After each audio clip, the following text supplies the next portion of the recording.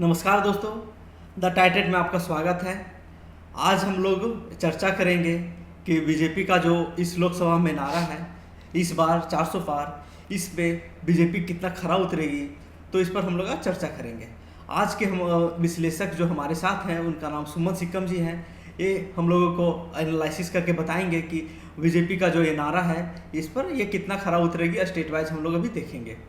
तो सुमन सिक्कम जी, सबसे पहले आप बताइए कि उत्तर प्रदेश में इस बार बीजेपी का कितना सीट आने का चांसेस है।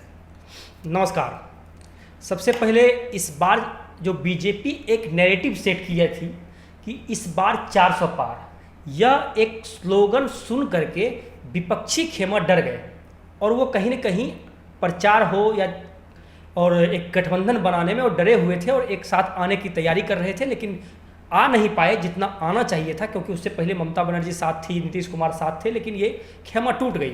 लेकिन कहीं न कहीं विपक्षी इस नारा के साथ तो डरे हुए थे, लेकिन क्या आज वो पहुंच पाएंगे? तो हम सबसे पहले इन्होंने पूछा उत्तर प्रदेश की क्या स्थिति है। हम इस विश्लेषक में बताएंगे मैक्सिमम जो बीजेपी अपने हाइप पे है, मोदी लहर है, जो 2019 में पुलवामा हमला थे और जो भी सर्जिकल स्ट्राइक थे, वो सारे चीज़ फैक्टर इस बार भी हैं और मोदी लहर है। उसके बावजूद बताएंगे कि क्या वह 400 का आंकड़ा पहुंच पा रहे हैं या जो जादुई आंकड़ा 272 लोकसभा का है वह तक पहुंचने में भी बीजेपी को कठिनाई हो रही है या नहीं हो रही है। तो आज हम विश्लेषण बताते हैं। सबसे पहले हम उत्तर प्रदेश की बात करें तो उत्तर प्रदेश में पिछले बार बीजेपी अकेले 62 सीट पर चुनाव जीती थी और पिछला बार समाजवादी पार्टी और भाजपा गठबंधन में थी, दोनों मिलाकर के 15 सीट, बीएसपी 10, समाजवादी 5 और कांग्रेस 1 सीट पे और अदर 2 सीट पे चुनाव जीती थी। इस बार आपको मालूम होगा कि अखिलेश जो इलेक्शन लड़े थे वो कहीं न कहीं इस विधानसभा में वो मजबूती के साथ खड़े हुए थे। तो कहीं न कहीं जो अखिलेश यादव सिर्फ 5 सीट लाए थे, वह माना यह जा रहा है कि वह 10 से 12 सीट पर जाएंगे। भाजपा 1, 2, 3 सीट पर उनका फिक्स है और अदर्स भी 1, 2 सीट पर जाएगी और कांग्रेस भी 2 सीट जीत रही है। तो कहीं न कहीं जो मोर एंड लेस जो है, जो 62 सीट पे बीजेपी थी, तो 62 सीट आएगी और 1, 2 आगे पीछे प्लस माइनस हो सकती है, तो मैक्सिमम 65 तक जा सकती है। तो हम यूपी में ये दे दिए कि वो मैक्सिमम सीट जीत रही है, मोदी लहर है। उसके बावजूद हम बता रहे हैं, अगर हम लहर को कम कर दिया जाए तो आकलन हम लोग बाद में चर्चा करेंगे कि क्या आएगा, लेकिन अभी मोदी लहर मान करके चले तो भी 62 से 65 सीट मैक्सिमम, इससे ज़्यादा आने का अनुमान नहीं है। और इंडिया गठबंधन को फिर कितना आने का? इंडिया गठबंधन वही 15 सीट आएंगे, टोटल 15 से 20 सीट पे जाएगी। तो अगर 62 सीट अगर लाती है तो 18 सीट पे इंडिया गठबंधन रहेगी, क्योंकि इस बार 2 ही के बीच में लड़ाई हो रहा है, इंडिया गठबंधन वर्सेस एनडीए, इसके बीच में कोई नहीं है। तो कहीं ना कहीं अगर 62 सीट से 65 सीट ये लाते हैं तो 15 से 18 सीट पे इंडिया गठबंधन जाएंगे। हाँ, तो यूपी में अब 62 से 65 मिनिमम 62 और मैक्सिमम 65 तक जाएगी। ये मैक्सिमम मैं बोल दिया जब वो बीजेपी का लहर हो। तो अच्छा ठीक है, यूपी का तो हो गया हम लोग का विश्लेषण। इसमें आपने एनडीए को 62 से 65 सीट दिए हैं और इंडिया गठबंधन को लगभग 15 सीट के अराउंड होगा। अब हम लोग बात कर रहे थे महाराष्ट्र को, तो यहाँ पर जो पहले शिवसेना जो बीजेपी एनडीए में थी, अब तो वो टूट चुकी है और वो अलग हो चुकी है। तो यहाँ पर आपको क्या राय है इसमें, यहाँ पर कितना जीत? तो अगर हम महाराष्ट्र की बात करें तो महाराष्ट्र में सिचुएशन ये है कि महाराष्ट्र में पिछले बार जो बीजेपी 48 सीट पे चुना, 48 सीट टोटल सीट है वहाँ पे, उसमें से 23 सीट पे बीजेपी जीती थी और 18 सीट पे शिवसेना जीती थी, दोनों एक साथ लड़ रही थी। लेकिन इस बार शिवसेना 2 टुकड़े में बट गई, कुछ शिवसेना इनके साथ, कुछ शिवसेना जो इंडिया गठबंधन के साथ मजबूती से चुनाव लड़ रही है। तो अभी जो सिचुएशन है महाराष्ट्र की, तो महाराष्ट्र की अगर हम बात करें तो महाराष्ट्र में जो सिचुएशन अभी दिख रही है उसमें से बीजेपी इस बार थोड़ा सा कम सीट लाएगी। बीजेपी जो 23 सीट पिछले बार लाई थी, इस बार वो बीजेपी अपने बल पर वो 18 से 20 सीट तक जाएगी। और वहीं शिवसेना भी 9 से 10 जो शिवसेना बीजेपी के साथ में है, और एक शिवसेना ओरिजिनल शिवसेना जो है वो है इंडिया गठबंधन के साथ में। तो आप मान के चलिए कि इसमें एनडीए गठबंधन को सिर्फ आएंगे 24 सीट से 30 सीट आप मान सकते हैं, मैक्सिमम 24 और 30 सीट, ये दोनों के बीच में फ्लक्चुएट करेंगे ये। और जो बाकी सीट हैं वो सिर्फ इंडिया गठबंधन के साथ जाएंगे, उनका अगर माना जाए तो 24 सीट से वो भी 18 सीट, 18 से 24 सीट उनका मान लीजिए आप। अच्छा, 18 से 24 यहाँ पर महाराष्ट्र में इंडिया गठबंधन को आते हुए नजर आ रहा है और एनडीए को यहाँ पर 24 से 30 सीट। अब हम लोग आगे देखें यदि यहाँ पर तो वेस्ट बंगाल भी बहुत बड़ा वेस्ट यहाँ पर बंगाल स्टेट है। हाँ, यहाँ पर बहुत ज़्यादा वेस्ट बंगाल की अगर बात करें तो वेस्ट बंगाल पिछली बार 2019 का इलेक्शन था, उसमें ये लग रहा था कि बीजेपी 30 सीट तक पहुंच सकती है, क्योंकि यहाँ पर 42 सीट टोटल है, लेकिन उसमें 18 सीट पर बीजेपी सिमट गई। और विधानसभा में जिस तरह से ममता बनर्जी बीजेपी पर हावी हुई और बीजेपी जो लगातार सोच रही थी कि सरकार बनाएंगे, वो बहुत कम सीट पर सिमट गई। तो इस बार जो पिछले बार 2019 थे उसके तुलना में बीजेपी यहाँ पे कमज़ोर हुई है। लेकिन हम मान लेते हैं कि इस बार बंगाल में भी बीजेपी लहर हो तो भी यह 15 से 16 सीट से ज़्यादा जाने वाली नहीं है। तो आप मान लीजिए 15 से 16 सीट। 15 से 16 सीट यहाँ पर आप एनडीए को दे रहे हैं। और फिर इंडिया गठबंधन 42 जो बचे हुए हैं तो इंडिया गठबंधन के पाले में जाएंगे। 28 से 30 की सीट के हाँ, उनको 25 से 25 के राउंड 25 के राउंड मान लीजिए आप इंडिया गठबंधन। अब बिहार स्टेट में यदि हम लोग बात करें तो यहाँ पर कितने सीटें एनडीए, यहाँ पर बहुत बड़ी टक्कर है बिहार में। बिहार की बात अगर हम करें तो बिहार में आपको मालूम होगा कि पिछले बार 39 सीट पर एनडीए जीती थी और 1 सीट पर सिर्फ कांग्रेस, यानी 40 में 39 मैक्सिमम ये जीत चुकी थी। लेकिन आपको मालूम होगा जिस तरह से विधानसभा में तेजस्वी यादव अपने मजबूती के साथ हुए और लगातार ये तो 17 महीना में 5 लाख रोजगार दिए। अभी भीड़ में भी देख रहे होंगे कि जब मोदी की रैली होती है और तेजस्वी यादव की रैली में ज़्यादा भीड़ हो रही है और कहीं ना कहीं मजबूती के साथ लड़ रही है। जैसे 4-5 सीट हम ऐसे ही बता सकते हैं वहाँ पर इंडिया गठबंधन जीत रही है। जैसे अररिया सीट हुआ, पूर्णिया सीट में अदर जो पप्पू यादव जीत रहे हैं, जहानाबाद हुआ, ये सब सीट, किशनगंज हुआ, ये सब सीट क्लियर मैंडेट से जीत रही है। आपका नवादा सीट ले लीजिए, नालंदा सीट ले लीजिए, ये गया सीट ले लीजिए, ये सब सीट जीत रही है। तो कहीं ना कहीं यहाँ पर बीजेपी जो 39 सीट पे एनडीए जीती थी, इस बार ऐसा नहीं दिख रहा है। बिहार में आप मान लीजिए कि 22 से 25 सीट तक ही सिमट कर रह जाएगी बीजेपी, वहीं 25 और 15 से 20 सीट पर इंडिया गठबंधन जाएगी। अब हम लोग आगे बात करें यहाँ पर साउथ इंडियन स्टेट्स में, तो यहाँ पर तमिलनाडु सबसे पहले तमिलनाडु की बात करें, पिछले बार भी बीजेपी 0 पे जीती थी और एआईडीएमके 1 सीट पर जीती थी। इस बार और सारे सीट डीएमके और कांग्रेस दोनों मिले थे। इस बार दोनों कांग्रेस और डीएमके मिली हुई है, दोनों गठबंधन में है। और वो 1 सीट जो एआईडीएमके जीती थी वो इस बार नहीं जीतेगी, यानी यहाँ पर सारे सीट 39 पे 39 सीट इंडिया गठबंधन जीत रही है, बीजेपी को सिर्फ 0 आ रही है। जैसा कि पिछले बार का भी आंकड़ा तो यही बता रहा है कि यहाँ पर पिछले बार भी बीजेपी का यहाँ पर कोई सीट नहीं था। तो इस पर इंडिया गठबंधन को पूरा 38 का 38 सीट जाता है, 39 सीट जाएगा। हाँ, 39 सीट है। इसके बाद हम लोग देखें यहाँ पर मध्य प्रदेश के बारे में, तो इसमें टोटल 29 लोकसभा क्षेत्र है। मध्य प्रदेश की यहाँ पर कितना, मध्य प्रदेश की अगर हम चर्चा करें तो पिछले बार 2019 में 28 सीट पर ये चुनाव जीते थे बीजेपी, सिर्फ 1 सीट पे कांग्रेस जीती थी। लेकिन उस बार सरकार वहाँ कांग्रेस की थी, इस बार सरकार वहाँ बीजेपी की है। इस बार मोदी लहर माना जाए, उसके बावजूद यहाँ पर जैसे छिंदवाड़ा का सीट है, सीधी का सीट है, वहाँ पे कांग्रेस चुनाव जीत रही है। तो अगर यहाँ पर हम मैक्सिमम अगर बीजेपी लहर भी माना जाए तो 22 से 25 सीट से ज़्यादा बढ़ने वाली नहीं है। और वहीं 8 से 9 सीट तक मान के चलिए आप इंडिया गठबंधन जाएगी। इसके बाद हम लोग देखें यहाँ पर कर्नाटका स्टेट के बारे में, तो यहाँ पर पिछली बार बीजेपी को 25 सीट मिली थी, तो इस बार कितना आने का चांस है? कर्नाटका की बात करें तो कर्नाटका में बीजेपी और जेडीएस गठबंधन है इस बार, और अलायंस में कांग्रेस नहीं है। पिछले बार कांग्रेस को 1 सीट आई थी, जेडीएस को 1 सीट आई थी, बीजेपी को 25 सीट आई, यानी 26 सीट बोलिएगा तो एनडीए को आई थी, कांग्रेस को 1 आई थी। इस बार साउथ में जो माना जा रहा था कि इस बार साउथ में कमबैक करेगी बीजेपी की स्थिति साउथ में दयनीय है, जिसके कारण हम और उसके बावजूद दयनीय नहीं मानते हुए पिछले बार की तुलना में ही अगर लहर माना जाए तो भी 22 से 23 सीट बीजेपी को जाएगी, इससे ज़्यादा होने की संभावना ही नहीं है। और कर्नाटका में भी विधानसभा चुनाव भी बीजेपी हारी है। तो यहाँ पर हम 22 से 23 हम मैक्सिमम बताए हैं, इससे कम ही होगी, इससे ज़्यादा होने की संभावना है ही नहीं। तो 22 से 23 सीट आप लिख सकते हैं कि 22 से 23 जो हम आकलन और विश्लेषण दे रहे हैं उसमें बीजेपी लहर माना जा रहा है। सारे फैक्टर 360 हो, राम मंदिर हो, पुलवामा हमला हो, सारे फैक्टर बीजेपी के साथ हैं, उसके बावजूद हम बता रहे हैं। लेकिन रियल ग्राउंड रिपोर्ट के अनुसार ऐसी स्थिति नहीं है। तो हम इस विश्लेषण में यही बता रहे हैं क्या बीजेपी ये जुमला फेंके या विरोधी को डराने के लिए नैरेटिव सेट किया गया है। तो आगे आप कौन सा राज्य बचता है?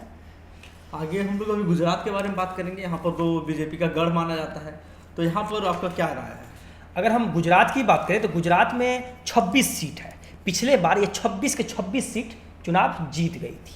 इस बार विधानसभा में भी देखिए आम आदमी पार्टी 10 से 12 सीट वहाँ पे लाए, मतलब आम आदमी पार्टी वहाँ मजबूत हुए हैं, कांग्रेस भी वहाँ मजबूती के साथ हैं और कहीं ना कहीं बीजेपी से कुछ लोग खफा हैं। तो 26 सीट नहीं मान के चलिए, लहर भी है, बीजेपी लहर भी मान लिया जाए तो भी यहाँ पर 21 से 22 सीट तक जाएगी। इससे जाने की, इससे ज़्यादा उम्मीद मत रखिए, इससे ज़्यादा जा पाएगी बीजेपी। अगर 4 से 5 सीट मतलब इंडिया गठबंधन के पाले में जाएगी। और इसके बाद हम लोग देखें यहाँ पर तो गुजरात के बारे में भी देखें, गुजरात तो हम लोग देख चुके हैं अभी। इसके बाद राजस्थान के बारे में बात करें तो यहाँ पर ये आपका क्या राय है? राजस्थान देखिए क्या स्थिति रहेगा? राजस्थान की बारे में बात करें तो राजस्थान में पिछले बार जो जितने सीट थी 25 सीट, 25 में 24 पे बीजेपी जीत दर्ज कर ली थी राजस्थान में। इस बार सिचुएशन इस तरह से नहीं है। ये इसीलिए नहीं है क्योंकि राजस्थान में जो 24 सीट थी वहाँ पर पिछले बार सचिन पायलट कहीं ना कहीं अंदरूनी रूप से ये विरोध में थी और लगातार महंगाई बढ़ी। और आपको मालूम होगा राजस्थान हमेशा विधानसभा में चेंज करती है, हर एक 5 साल में वो चेंज करती है, इसीलिए इस बार कांग्रेस वहाँ हारी और बीजेपी जीती। लेकिन इस बार सिंधिया को चीफ मिनिस्टर नहीं बनाया गया, जिसके कारण वहाँ पे लोग बगावत पे उतर गए हैं। और वह बगावत पे उतर करके, सॉरी सिंधिया नहीं, वसुंधरा राजे, जिसके कारण वहाँ पे लोग बगावत पे उतर गए हैं और इनमें बहुत ज़्यादा लॉस की संभावना दिख रही है। हमको जिस तरह से लग रहा है 10 से 12 सीट ये लूज करेंगे यहाँ पर राजस्थान में, लेकिन मोदी लहर भी है तो आप 10 से 12 नहीं मान के चले, आप 8-9 ही मान के चलें तो यहाँ से मैक्सिमम सीट आएगी तो 18, मतलब 16 से 18 मान सकते हैं बस। इससे यहाँ पर जो बची हुई सीटें हैं वो वसुंधरा राजे को अगर सरकार में अगर बनाते, मुख्यमंत्री बनाते तो कहीं ना कहीं यहाँ पर अच्छा खासा यहाँ पर स्थिति होती। तो यहाँ पर इंडिया गठबंधन को आप कितना दे रहे हैं? 6 से 7 सीटें, 8 सीटें? हाँ 6 से 8 जो बचते हैं वो तो इंडिया गठबंधन ही लेंगे क्योंकि इस बार 2 ही ध्रुव के बीच में लड़ाई हो रही है। अब हम लोग फिर से साउथ की तरफ एक स्टेट है जो बड़ा कंस्टिट्यूशन ये लोकसभा क्षेत्र है, इसमें हो जाते हैं। तो कौन सा है? आंध्र प्रदेश के बारे में बात करें, आंध्र प्रदेश की बात करें तो पिछले बार जो गठबंधन में था उस बार पिछले बार बीजेपी 0 सीट लाई थी, YSRCP जो आए थे उनको 22 सीट आए थे। इस बार जो है, और कांग्रेस भी 0 सीट लाई थी इस बार, और TDP 3 सीट लाई थी। इस बार TDP और बीजेपी के साथ गठबंधन है, वहीं YSRCP अलग चुनाव लड़ रही है, कांग्रेस अलग चुनाव लड़ रही है। स्थिति ये है कि TDP इस बार मुश्किल से 1 सीट जीत पाएगी, बीजेपी तो 0 ही रहेगी। साउथ में इनका मजबूती नहीं है और खराब स्थिति ही हो गई। तो आप इसमें 0 से 1 ही NDA ले सकते हैं। हाँ 0 से 1 ले, 0 से 1 ही ले, 0 से 1 ही होंगे और सारे सीट YSRCP जीतेंगे, 1 सीट पे कांग्रेस आ सकती है। यहाँ पर अदर्स में जाएगी सारी सीट, सिर्फ YSR जो है अदर्स में लिख लीजिए आप, अदर्स में जाएगी सीट। अब बात करें उड़ीसा के बारे में तो यहाँ पर 21 लोकसभा क्षेत्र है, तो यहाँ पर बीजेपी का क्या स्थिति रहेगा? देखिए उड़ीसा की बात करें तो पिछली बार जो इसमें 21 सीट थी उसमें BJD 12 सीट पर जीती थी, बीजू पटनायक की जो पार्टी है। बीजेपी 8 सीट, कांग्रेस 1 सीट पर चुनाव जीती थी। इस बार माना यह जा रहा है कि बीजेपी यहाँ पर मजबूत स्थिति में है, इसलिए विधानसभा में भी लग रहा है कि यह सरकार बीजेपी बना सकती है। तो कहीं ना कहीं ये जो स्थिति है यहाँ पर बीजेपी थोड़ा मजबूत स्थिति में हुई है, तो उतना भी मजबूत नहीं हुई है लेकिन थोड़ा मजबूत हुई है। जो पिछले बार 8 सीट जीती थी इस बार 10 सीट जीतेगी, इससे ज़्यादा की उम्मीद आप नहीं कर सकते हैं क्योंकि नवीन पटनायक वहाँ पे कहीं कहीं अच्छे खासे मजबूत स्थिति में है। तो यहाँ पर भी 8 से 10 सीट एनडीए गवर्नमेंट को हम लोग देना चाहेंगे। 8 से 10 बहुत ज़्यादा हो गया, इससे ज़्यादा नहीं जाएगी। ठीक है, अब बात करें केरला के बारे में तो यहाँ पर आपका क्या राय है? अगर हम देखिए केरला की बात करें तो केरला में बीजेपी शून्य है, तो इस बार भी बीजेपी वहाँ पे शून्य रहेगी और सब इंडिया गठबंधन के पाले में जाएगी। केरला यहाँ पर टोटल 20 लोकसभा क्षेत्र है, हाँ। तो 20 में भी सारे इंडिया गठबंधन, बीजेपी यहाँ पे 0 ही रहेगी। अब बात करें तेलंगाना के बारे में, ये भी साउथ इंडियन स्टेट। तेलंगाना की बात करें तो यहाँ पर बीजेपी का अच्छे खासे पकड़ था और एक में AIM के कैंडिडेट जीते थे। तो इस बार हम तेलंगाना की बात करें तो टोटल इसमें कि तेलंगाना में 17 सीट है। तेलंगाना में 17 सीट में पिछले बार TRS 9, बीजेपी 4, कांग्रेस 3 और AIM 1 हुआ था। इस बार माना जा रहा है कि साउथ में स्थिति इसका दयनीय है, तो लेकिन बीजेपी लहर माना जाए तो भी यहाँ पर 3 से 4 ही सीट आएगी, मोर एंड लेस उतना ही रहेगी, 3 से 4 बीजेपी का। 3 से 4 और इंडिया गठबंधन को फिर कितना जाएगी? और जो बाकी है जो वो वहाँ पे एक AIM के आ जाएगी, कांग्रेस भी जाएगी, तो इंडिया गठबंधन में आप 4-5 ले सकते हैं, 4-5, और सब TRS AIM की एक ही सीट जीतेगी। अब बात करें झारखंड के बारे में, यहाँ पर टोटल 14 लोकसभा क्षेत्र है।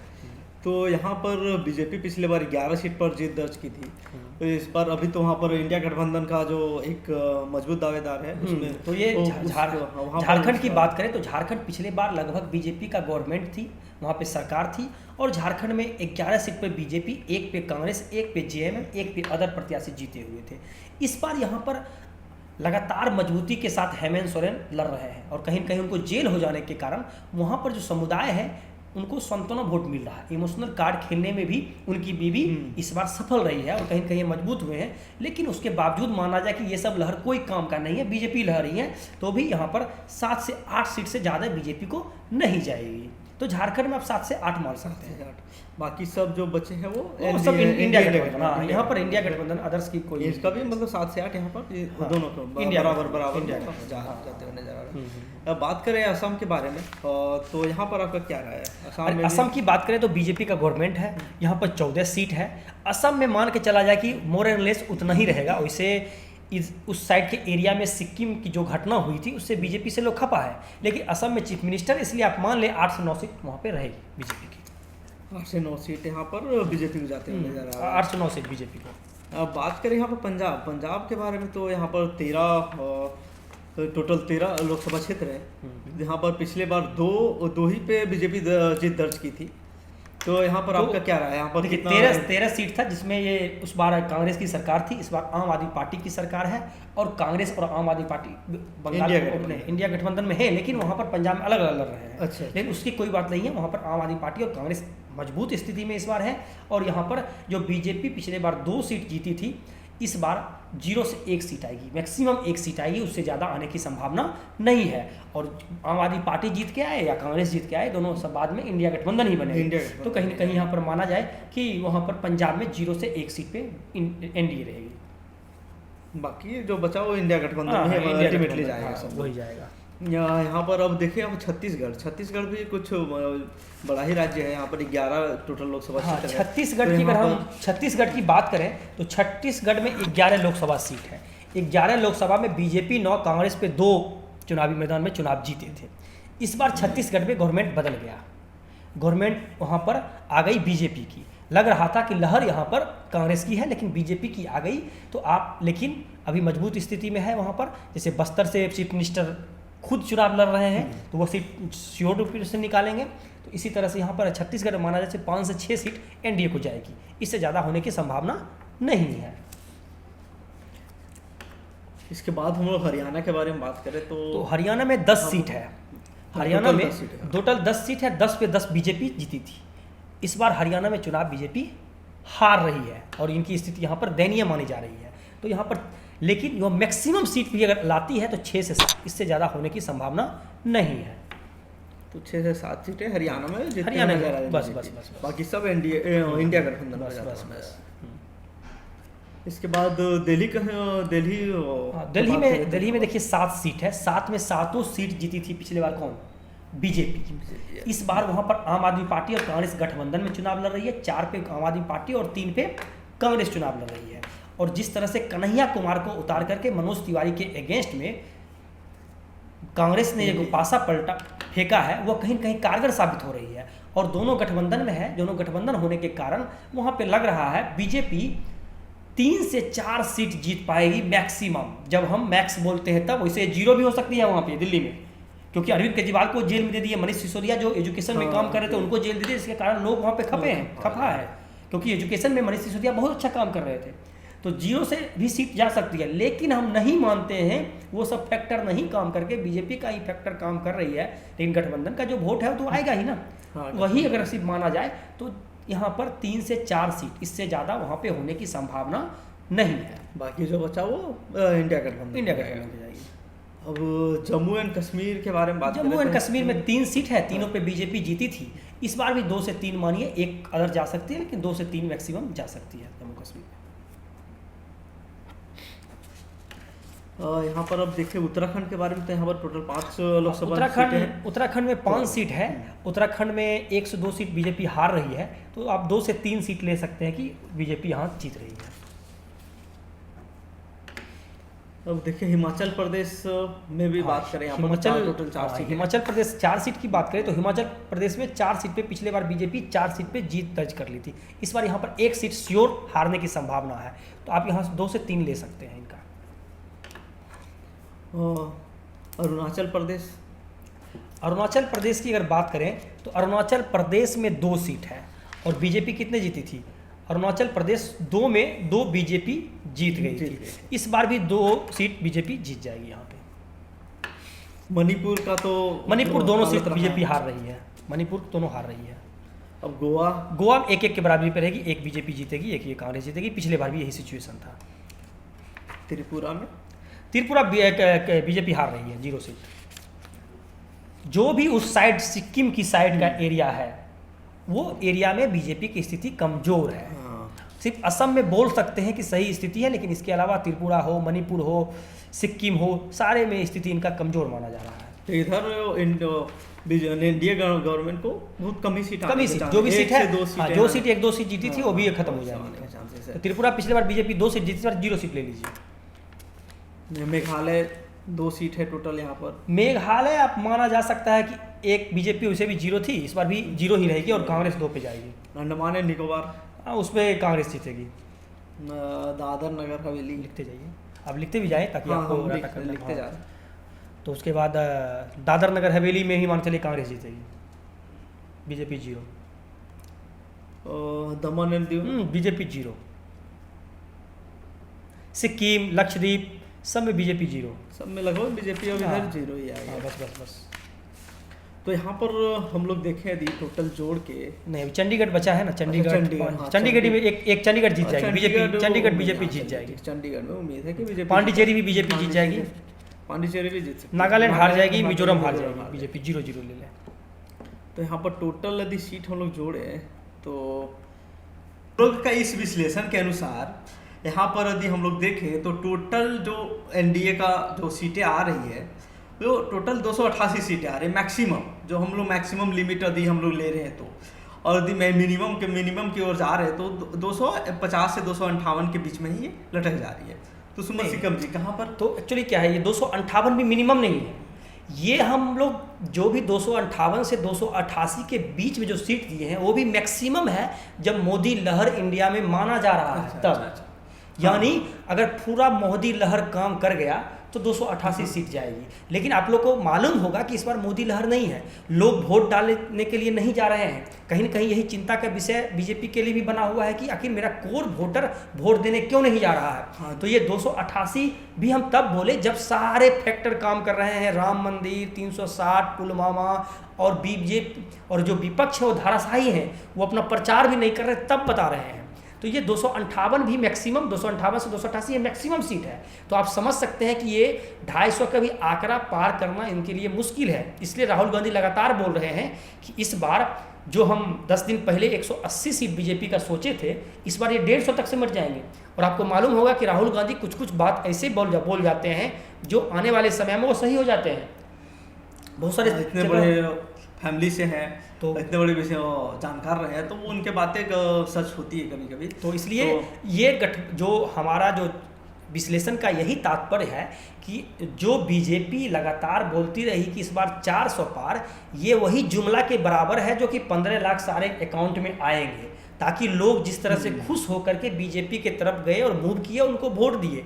सेम उसी तरह 400 पार अगर बोल दें कि लोग के माइंड में और विपक्षी के माइंड में भी यह हो जाए कि इस बार कुछ भी होगा तो आएगा तो मोदी ही, जिसके कारण जो विपक्ष में है, जो बीजेपी के अगेंस्ट वोट करने वाले हैं, वो या तो वोट करने नहीं जाएंगे और जो नेता हैं, जो विपक्ष के नेता हैं, वो भी प्रचार नहीं करेंगे क्योंकि हार ही जाएंगे तो क्यों इतना प्रचार करें। लेकिन ऐसी स्थिति नहीं है, लोग बढ़ चढ़ करके वोट दे रहे हैं। जो उसके विपक्ष में है वही, जो उसके पक्ष में है वही लोग इस बार यह मान लिए हैं कि आएगा तो मोदी ही। इस बार 400 पार तो है ही, 400 नहीं तो हम 300 पार करेंगे ही। लेकिन फिलहाल देखिए ये जो हम दिए हैं, साउथ में बीजेपी साफ ही है, वहाँ घटे हैं लोकसभा बढ़े नहीं हैं।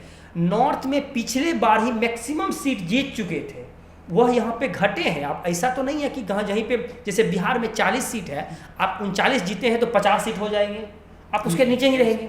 तो इसी तरह से अगर हम नॉर्थ की बात करें, जैसे महाराष्ट्र, यूपी, बिहार, बंगाल, झारखंड, ये सब सारे जगह, गुजरात, मध्य प्रदेश, जहाँ पे आप हार रहे हैं, राजस्थान में आप लूज कर रहे हैं, छत्तीसगढ़ में लूज कर रहे हैं, तो कहीं न कहीं आपका सरकार बनाना भी मुश्किल सा लग रहा है। इसीलिए मोदी लगातार कैंपेन कर रहे हैं और सारे नेताओं को क्षेत्र में छोड़े हुए हैं। अगर आप बीजेपी को लग ही जाती कि हम 400 पार कर जाएंगे तो प्रचार ही क्यों करते? हाँ, तो अपने काम पे लगे रहते। मोदी जी भी बहुत अभी अपना रैली किए जा रहे हैं सभी स्टेट्स में, खासकर बिहार में बहुत ज़्यादा रैली कर रहे हैं। उनको बिहार में ज़्यादा डर है, जैसा कि अभी जो हाल हुआ है 4 सीट के लिए वो 5 रैली किए हैं बिहार में। ये सोचिए, पहले चरण में 4 सीट में 5। और एक बार और बता दें कि पहले फेज में जो 102 सीट हुए थे उसमें बीजेपी 20 से 25 सीट ही जीत रही है, वो उससे ज़्यादा नहीं जा रहे हैं। तो 400 का जो आंकड़ा था फर्स्ट फेज में ही आप फेल हो गए हैं। अब आप 300 पे आ गए हैं, जो कि 6 फेज बाकी है, यानी सारे सीट आप जीत रहे हैं। लगभग 345 में से 343 में से मतलब 543 होता है, जिसमें 102 पे हो गया, तो मतलब 442 में से 41 में से आपको 300 सीट जीतने हैं, जो कि मुश्किल से बात है। तो कहीं ना कहीं ये नैरेटिव सेट किया हुआ फ्लॉप हो रहा है। अगर विपक्ष सही से लड़ी तो इस बार बीजेपी का सरकार बनाना भी मुश्किल सा दिख रहा है। और आपको क्या लगता है कमेंट बॉक्स में ज़रूर कमेंट करें। तब तक आपसे विदा लेते हैं, धन्यवाद।